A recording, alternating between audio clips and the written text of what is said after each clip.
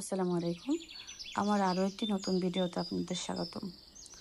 আমি আজকে আপনাদের সাথে শেয়ার করব কিভাবে আমি বাসায় কোফতার জন্য মাংস কিমা করে এবং মোটামুটি প্রিপেয়ার করে রেখে দেই, যেটা আমি যে কোনো সময় চাইলেই রান্না করতে পারি। 2 পিস, 3 পিস, 5 পিস আমার ইচ্ছা মতো আমি রান্না করি যখন যতটুকু খেতে ইচ্ছা হয় বা যখন কোনো গেস্ট আসে।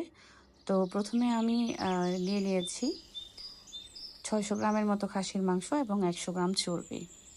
আমার ইলেকট্রনিক ডিভাইস অনেক পছন্দের, আমি জানি না কেন। তার মধ্যে কিমা মেকার যেটা বা মিট গ্রাইন্ডার যেটা, সেটা আমার খুব পছন্দের একটা ইলেকট্রনিক ডিভাইস। আমি সেটা ইউজ করে সেই মাংস এবং চর্বিটাকে কিমা করে নিয়েছি।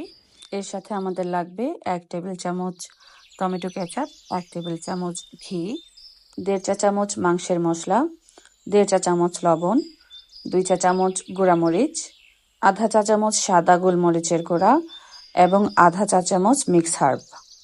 এবার আমরা ইনগ্রিডিয়েন্টসগুলো মোটামুটি সব একসাথে মিশিয়ে নেব। আমি প্রথমে কিমাটা ঢেলে নিচ্ছি। এবার এর সাথে মশলা যেগুলো আমরা কিমার জন্য রেখেছি সেগুলো মিশিয়ে নেব। শুকনো মশলাটা ভালোভাবে মিশিয়ে আমরা পর্যায়ক্রমে এতে ঘি এবং টমেটো কেচাপ অ্যাড করব। তারপর আরও কিছুক্ষণ ভালোভাবে মিশিয়ে নেব। কিমাটা ভালোভাবে মেশানো হয়ে গেলে এ থেকে আমরা ছোট ছোট বল তৈরি করে একটি স্টিল অথবা কাচের প্লেটে সাজিয়ে নিব। এভাবে ডিপ ফ্রিজে রেখে দিলে তুলে নিতে সহজ হবে। আমার এখানে মোটামুটি 20টা কোফতা হয়েছে। আপনারা চাইলে ছোট অথবা বড় করে নিতে পারেন, সেক্ষেত্রে পরিমাণ হয়তোবা একটু কম বেশি হতে পারে।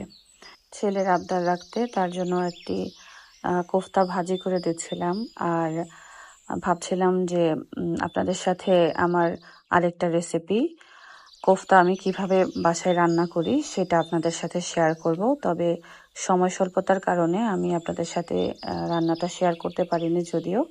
তবে খুব দ্রুত সময়ের মধ্যেই আমার কোফতা রান্নার রেসিপিটাও আপনাদের সাথে শেয়ার করব। আমার পাশে থেকে আমাকে উৎসাহিত করার জন্য আপনাদের সকলকে অসংখ্য ধন্যবাদ।